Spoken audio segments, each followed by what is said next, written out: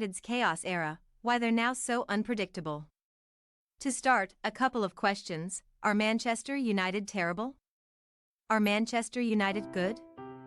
Are Manchester United too unstable? Are Manchester United unkillable? Have Manchester United made any progress? Are they regressing from last season? Did they spend more than any team not named Chelsea in the transfer market and fail to improve? Is Casemiro done as a world-class midfielder? Is Casemiro the most important player in the squad? Is Casemiro 31 years old? What is happening with Mason Mount? Is he doing things you can't understand? Are these defenders good enough? Can you trust any of them? Isn't 6 points way more than they had at this point last season? Don't they have a goalkeeper who can pass now? Aren't a lot of players injured? Didn't they finally buy a striker? But isn't he 19? And hasn't he scored only 9 total goals in a major European league? But isn't the point more that he's actually a striker?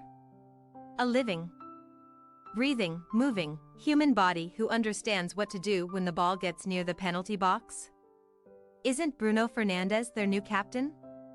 How could anyone think it's a good idea to make Bruno Fernandes a captain of anything? But maybe Bruno Fernandes is the perfect captain for this specific team? Is this team good? Is this team bad? The answers to all of these questions are yes, and the answers to all of these questions are no. Manchester United have entered their chaos era, and it's unclear if they'll be out of it anytime soon. A brief history of last season. Remember how it started? First, they lost 2-1 at Old Trafford to Graham Potter's Brighton. The next week, a 4-0 thumping away against Brentford. The two savviest clubs in the league dismantled the one with lots of money, no direction, and no plan. Even Erik ten Hag couldn't overcome this, or, perhaps, specifically Erik ten Hag couldn't overcome this.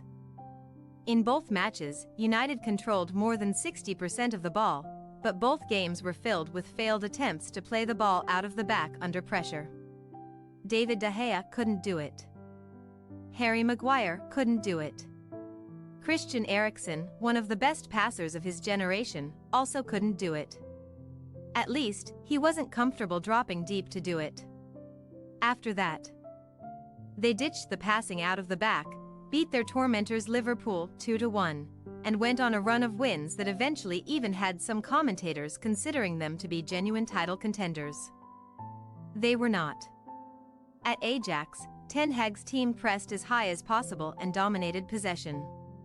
At United, this collection of players minus Cristiano Ronaldo, whom Ten Hag impressively marginalized from the club, could certainly try to press high and to circulate complex possession patterns.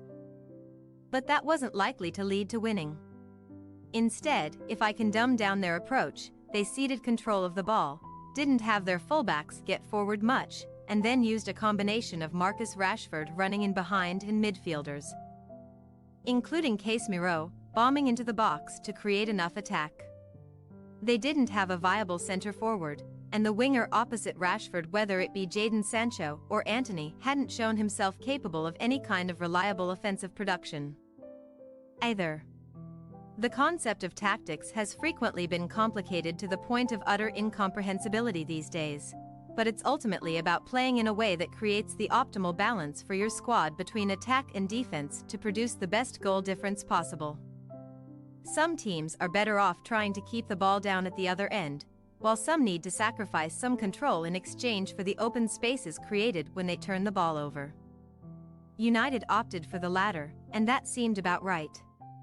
They underachieved the cost of their squad, but this wasn't a team pieced together with any kind of plan or any focus on the idea of value. It was just a random grouping of sometimes good players whom no stable club would have ever purposefully pieced together. Except, everywhere else, they overachieved. Despite the 6th best goal differential and expected goal differential, they finished 3rd, and they did it in a way that was very different from the Premier League's typical top 4. They ranked 7th in their total share of final third passes, 7th in the difference between their number of penalty area touches and their opponent's penalty area touches, and 8th in overall pressing rate. And now, this.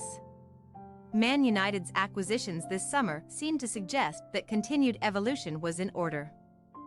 Although United still have a lot of players who are most comfortable in transition moments, your ceiling can be only so high when you're not able to control the ball for long stretches. Onana might be the most proficient ball-at-his-feet goalkeeper in the world, and he was replacing perhaps the least proficient one. Mount, one of the better pressers in the league, came into the midfield.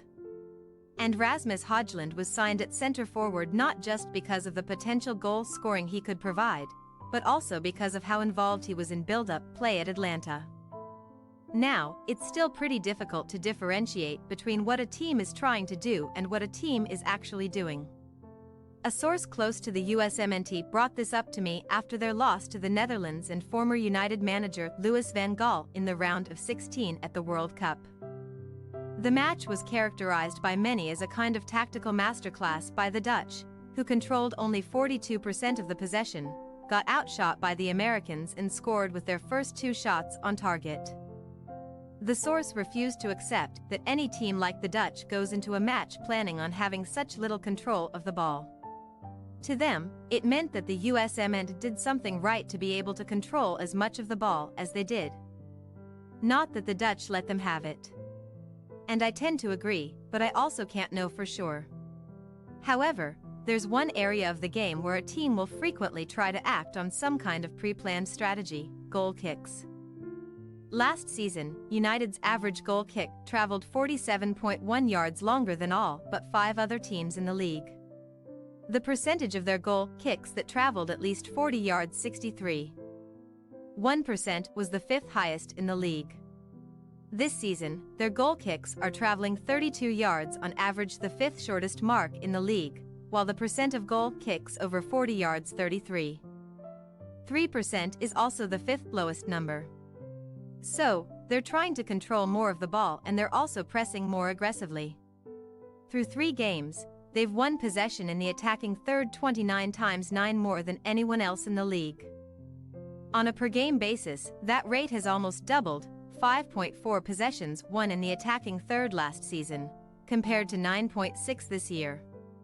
Although they're doing more of the things you'd want to see if you're trying to produce sustainable high-level point totals building out of the back, pressing, etc. It's unclear if it's working. Despite pulling out a 1-goal win, United were truly awful against Wolverhampton Wanderers at home on the opening week of the season. They were great in the first half against Spurs and then were quite poor in the second half. And against Nottingham Forest, at home, they flipped it all around, terrible in the first 45, went down 2-0. Overwhelming in the second, won 3-2. The completely erratic nature of their performances, not from game to game, but within the games themselves, speaks to a team that is trying to do the things that lead to high-level dominance but doesn't have the personnel to do them consistently. United are attempting 3 more shots per game than they were last season, and they're allowing 3 more shots per game, which means they're attempting a smaller share of the shots from their matches than they were a season ago. They're also registering 5 more touches in the box per game. But they're allowing 9 more. In fact, they've allowed more touches in their own box than they've put up against their opponents so far this season. The most concerning part of that image is that it has come against one of the easier out-of-the-chute schedules in the league. Both Wolves and Nottingham Forest are expected to be battling relegation all year. And those matches were both at Old Trafford. Tottenham away isn't a particularly easy fixture, but that was just the club's second game without Harry Kane and its second match under Ange Postecoglou. United finished 15 points clear of Spurs last season. On aggregate, they probably should have beaten Spurs, but almost all of their dominance was packed into the first half. So where do they go from here? It's obviously still quite early. And let's not forget, they do have 3 more points than they had at this point last season.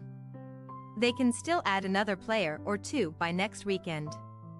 Højlund hasn't played a minute yet due to an injury, while both Luke Shaw and Mount missed the most recent match. Shaw is expected to be out for several weeks. with reports of United looking for an extra fullback to fill the gaps. But on the eve of the season, the Sporting Index betting market projections had them finishing on 73 points closer to Liverpool in third 76 than to Newcastle in fifth 68. As of Monday, their points projection had dropped down to 69, ever so slightly below Newcastle in fourth. United, of course, have dropped only 3 points this season, and it's not like they would have been expected to take much more than 6 points from these 3 games anyway. So, there are other issues that have led to a drop in confidence about how good United might be this season. For example, I don't see why United couldn't have a more aggressive press. But it's more of a question of whether that's worth it. The same goes for their efforts to keep more of the ball. With the ball, do they have the players who can both create measured spells of possession and then also break down an opposition defense with it? 2/3 of their starting midfield Bruno and Casemiro completed fewer than 80% of their passes for United last season. And Mount's career average at Chelsea is south of 80%, too. Those are all well below average completion rates for all midfielders, especially so for the ones who play at the theoretical best teams in the world. For all his virtues, Rashford has never been a high-touch attacker who can exploit deep defenses. The other winger role has been a bit of a black hole in terms of producing goals and assists. And Højlund is much too young and too raw to expect him to immediately stabilize the team's possession play. By having these high-risk players attempt to work the ball more patiently, you're going to be creating more turnovers for yourself, which can be fine when paired with a good counter-press, but at least so far this season, it doesn't seem like Casemiro has the legs to mop up every time, and it's a lot the first line of the press gets broken. Mount is a great presser, but that role can have only so much of an impact on its own. That's clear in how easily and how often United's opponents are breaking into their penalty area. And even if Casemiro does still summon up what we're used to seeing from him, he's turning 32 in a couple of months. There's no one else on the roster who could come close to replicating his theoretical impact if he gets hurt. The back line, meanwhile, is the same one we saw last year, a solidish unit that benefited from not too aggressive positioning from both fullbacks, which meant no one player was being asked to cover too much space on his own. Yet they haven't held up this season amid all the chaos in front of them. Their best defender, Lisandro Martinez, is also quite a chaotic player whose performances seem to net out at a decent level but vacillate from elite to poor. So, this might just be the new normal for United for the rest of this season.